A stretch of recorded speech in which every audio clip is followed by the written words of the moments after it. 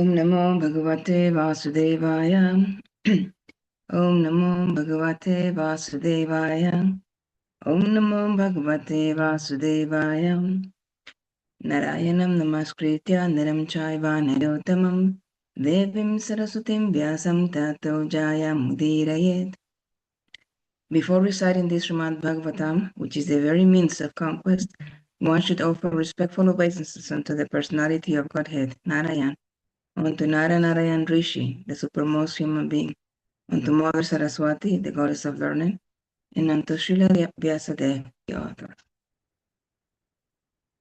Shrinvantan Svakata Krishna Punya Shravana Kirtana Ilyantastu Hyavadrani Vidunoti Shuhishatam.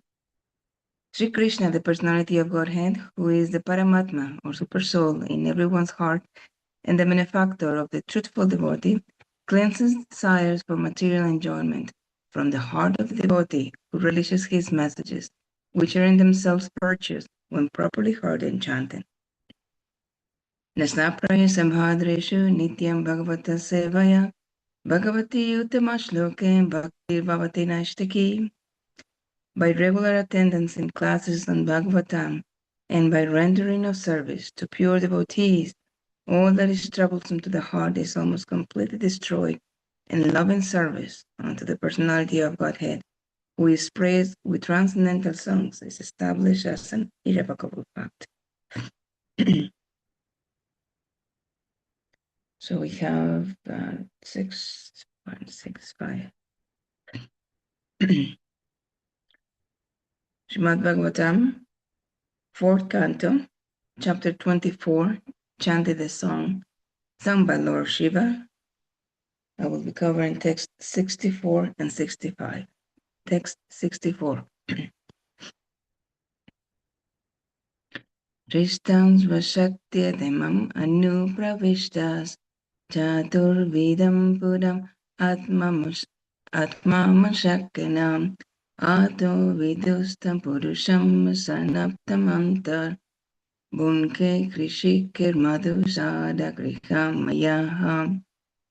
Shrishtam, in the creation, Sva Shaktya, by your own potency, Idam, this cosmic manifestation, Anupravishtaha, entering afterward, Chatu Vidam, 4 kinds of, Puram, bodies, Atma, Amshakena, by your own part and parcel, Ato, therefore, Vidu, known, Tam, him, Purusham, the enjoyer, Santam, existing, Antah, within, Bhunkte, enjoys, Krishikaya, by the senses, Madhu, sweetness, Sadagam, honey, Yah, one whom. Translation and purport by His Divine Grace, A.C. Bhaktivedanta Swami Prabhupada. My dear Lord, after creating by your own potencies, you enter within the creation in 4 kinds of forms. Being within the hearts of the living entities, you know them and know how they are enjoying their senses. The so-called happiness of this material creation is exactly like the bee's enjoyment of honey after it has been collected in the honeycomb. Purport. The material cosmic manifestation is an exhibition of the external energy of the Supreme Personality of Godhead. But because dull matter cannot work independently, the Lord Himself enters within this material creation in the form of a partial expansion, Paramatma, and He enters also by His separated parts and parcels, the living entities. In other words, both the living entities and the Supreme Personality of Godhead enter into the material creation just to make it active. As it stated in Bhagavad Gita 7.5, Pare yamitastu anyam prakritim vidhi me param jiva bhutam mahabaho yaidam dharyate jagat. Besides this inferior nature, O mighty arm Arjuna, there is a superior energy of mind, which consists of all living entities who are struggling with the material nature and are sustaining the universe. Since the material world cannot work independently, the living entities enter into the material manifestation in 4 different types of bodies. The word Chaturvidham is significant in this verse. There are 4 types of living entities born within this material world. Some are born by way of an embryo, Darayuja, some by way of eggs, Andaja, some by perspiration, Svetaja, and some, like the trees, by way of seeds, Udbijja. Regardless of how these living entities appear, they are all busy in the pursuit of sense enjoyment.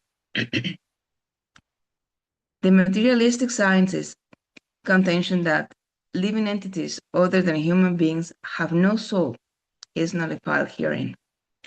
Whether they are born through an embryo, eggs, perspiration, or seeds, all living entities in their 8,400,000 species of life are parts and parcels of the Supreme Personality of Godhead, and each, therefore, is an individual spiritual spark and soul. The Supreme Personality of Godhead also remains within the heart of a living entity, regardless of whether the living entity is a man, animal, tree, germ, or microbe. The Lord resides in everyone's heart, and because all living entities who come to this material world do so in order to fulfill their desire for sense enjoyment, the Lord directs the living entities to enjoy their senses. Thus, the Paramatma, the Supreme Personality of Godhead, knows everyone's desires. As stated in Bhagavad Gita 15:15, Sarvasya Jaham Priti Sen Vishto, Mataha Smriti Janam Apohanam Cham. I am seated in the heart of in everyone's heart, and for me come remembrance, knowledge, and forgetfulness. Remaining within the hearts of all living entities, the Lord bestows remembrance by which the living entities can enjoy certain things. Thus, the living entities create their enjoyable honeycombs and then enjoy them. The example of the bees is appropriate because when bees try to enjoy their honeycomb, they have to suffer the bites of other bees. Because bees bite one another when they enjoy honey, they are not exclusively enjoying the sweetness of the honey, for there is also suffering. In other words, the living entities are subjected to the pains and pleasures of material enjoyment, whereas the Supreme Personality of Godhead, knowing their plans for sense enjoyment, is aloof from them. In the Upanishads, the example is given of 2 birds sitting on a tree. One bird, the jiva, or living entity, is enjoying the fruits of that tree, and the other bird, Paramatma, is simply witnessing. In the Bhagavad Gita 13:23, the Supreme Personality of Godhead as Paramatma is described as Upadrashta, the overseeing, and Anumanta, the permitter. Thus the Lord simply witnesses and gives the living entity sanction for sense enjoyment. It is the Paramatma also who gives the intelligence by which the bees can construct a hive, collect honey from various flowers, store it and enjoy it. Although the Paramatma is aloof from the living entities, he knows their intentions and he gives them facilities by which they can enjoy or suffer the results of their actions. Human society is exactly like a beehive, for everyone is engaged in collecting honey from various flowers or collecting money from various sources and creating large empires for common enjoyment.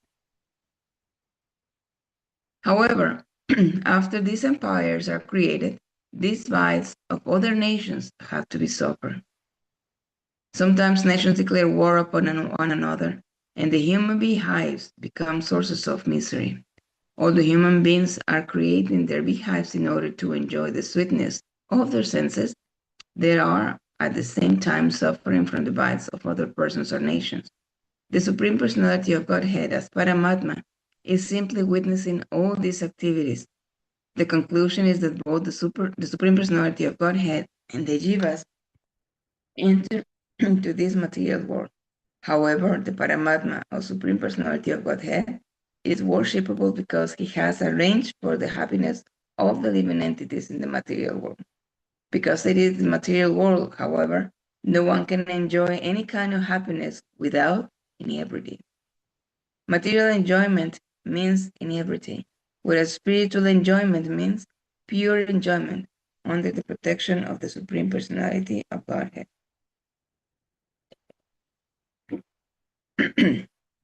Text 65. Sai Shalokan Atichan Davego, Vikashashi Tvam Kalau Kalau Yana, Bhutani Bhutan Anumayata Tvom, Ganalavir Vayur Iva Vishaya. Sa, that, Esha, this. Lokan, all the planetary systems. Ati, very much. Chandavega, the great force. Vikar Shashi, destroys. Tvam, your lordship. Kalu, however. Kalayana, in due course of time. Bhutani, all living entities. Bhutai, by other living entities. Anumaya Tattva, the absolute truth can be guessed. Ghana Avali, the clouds. Vayu, air. Eva, life. Avisaya, unbearable. Translation. My dear Lord, your absolute authority cannot be directly experienced, but one can guess by seeing the activities of the world that everything is being destroyed in due course of time. The force of time is very strong, and everything is being destroyed by something else, just as one animal is being eaten by another animal. Time scatters everything, exactly as the wind scatters clouds in the sky. Purport. The process of destruction is going on according to the law of nature. Nothing within this material world can be permanent. All the scientists, philosophers, workers, and everyone else are trying to make things permanent. One foolish scientist recently declared that eventually life will be made permanent through science. Some so-called scientists are also trying to manufacture living entities within the laboratory. Thus, in one way or another, everyone is busy denying the existence of the Supreme Personality of Godhead and rejecting the supreme authority of the Lord. However, the Lord is so powerful that he destroys everything in the form of death. As Krishna says in Bhagavad Gita 10:34, Mrityu sarva harachaham. I'm all devouring death. The Lord is just like death to the atheist, for he takes away everything they accumulate in the material world. Hiranyakashipu, the father of Prahlad, always denied the existence of the Lord, and he tried to kill his 5-year-old boy due to the boy's unflinching faith in God. However, in due course of time, the Lord appeared as Nrsimhadev and killed Hiranyakashipu in the presence of his son. As stated in Srimad Bhagavatam, 1st Canto, 13th chapter, text 47, this killing process is natural. Jivo jivasham jivanam. One animal is food for another animal. A frog is eaten by a snake is eaten by a mongoose, and the mongoose is eaten by another animal. In this way, the process of destruction goes on by the supreme will of the Lord.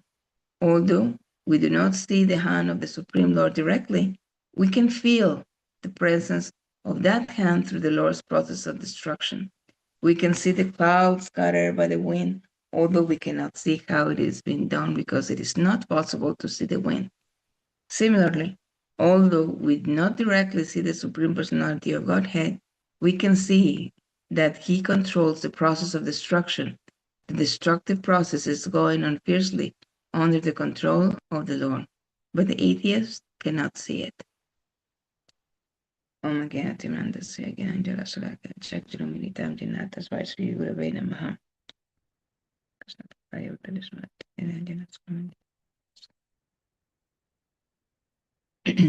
Good morning, all. Thank you for giving me the opportunity to serve Srimad Bhagavatam this morning, my Guru Maharaj, and I pray that I may do justice to Srila Prabhupada's words and purports. So chanting the song sung by Lord Shiva. So as we continue with this beautiful chapter on how the Prachetas met Lord Shiva and the way that he, out of his mercy, instructed them about the absolute truth, in his profound and respectful prayers, Lord Shiva glorifies the Supreme Personality of Godhead as the ultimate source of all creation, maintenance, and dissolution. So, with deep humility, he acknowledged the Lord as the super soul living in the hearts of every living entity. And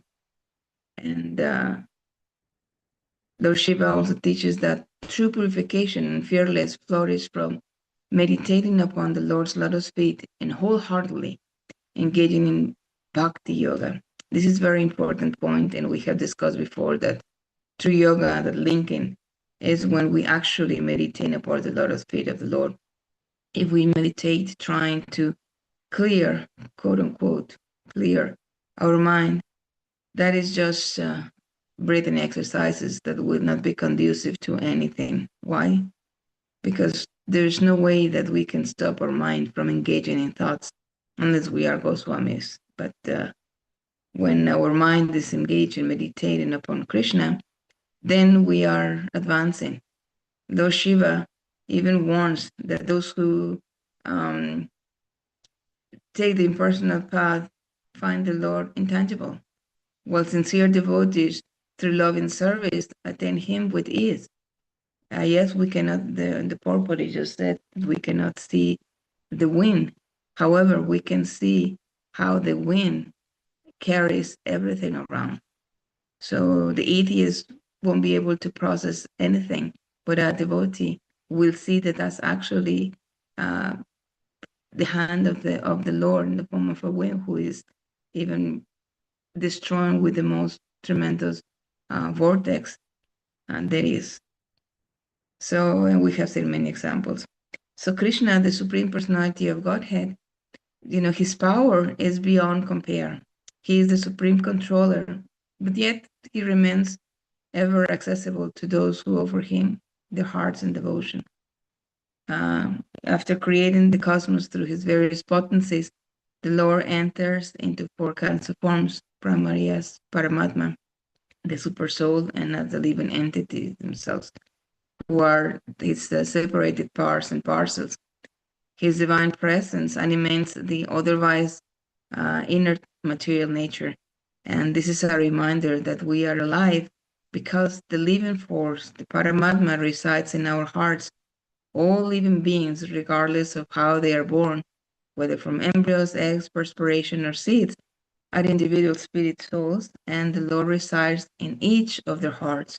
He knows their desires, and according to his own sanctions, or he sanctions the activities and grant them intelligence and memory to pursue sense enjoyment.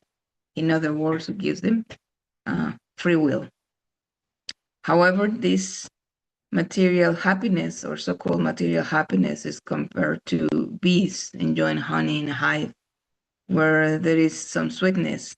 It comes the pain of being stung by other bees. So similarly, human beings build societies and empires, Prabhupada says, in search of pleasures, wealth, and comfort, but only to suffer conflict, competition, and trouble, things that we are actually seeing and experiencing in our current days. So much like the sting in the beehive. The Lord, though is fully present within each being, remains unaffected and aloof, acting as a silent witness of all actions, as described in Bhagavad Gita. So he grants the living entities the desire while they are driven by ignorance, and they remain entangled in the dualities of happiness and distress. And in his purport, Srila Prabhupada further emphasizes that true enjoyment is not possible in the material world, which is inherently mixed with the sufferings and imperfection. But in contrast, spiritual enjoyment under the shelter of the Supreme Lord is pure and free from inebriety. So this inebriety means the imperfection and suffering, and also delusion of material enjoyment. We may think that we are enjoying, but are we? And when everything is gone, when everything is going well, rather, we are afraid that this wonderful ride may end at any point, and we stress and misery begins. And all this is a cycle. But the Lord, out of his causeless mercy, gives the living entities ample opportunities for the living entities to connect, or rather reconnect with him. So everything is subject to decay and day, driven by the powerful force of time, kala.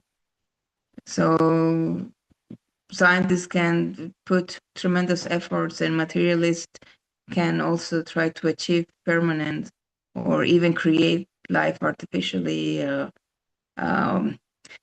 but nothing in this material world is eternal. The Lord, in the form of time and death, ultimately dismantles all creation, especially frustrating for those who deny his existence. But the purport actually draws from examples of the killing of Hiranyakashipu, who defied God, and not to be destroyed by the Lord. He was destroyed by the Lord himself, although he thought that he got all. He was so smart and he got all his powers by Lord Brahma. Little that he knew that Lord Brahma himself was not the creator. He could not create without Lord Krishna, the Supreme Personality of Godhead. So again, although God's hand may not be seen directly, his control is evident through this universal process. And atheists may not perceive it, but believers, devotees, recognize the Lord's invisible hand in every single thing in our lives. So Lord Shiva praises the great fortune of associating with sincere devotees, because their association awakens spiritual wisdom and clears away the veil of Maya. Lord Shiva is revealing that the Supreme Personality of Godhead, Krishna, is the singular, worshipable truth praised throughout the Vedas, and the eternal, all-powerful cause of all causes, ever unchanging and supremely independent, upon whom all existence rests. So, Satchit Ananda is full of eternity, knowledge, and bliss. May we one day, like the Prachetas, be drawn to the lotus feet of Krishna, the ultimate refuge and the abode of the true peace. In the meantime, always remember Krishna. Never forget Krishna. Thank you for the opportunity. Vanchakalpatarupyascha kripa sindhu patitana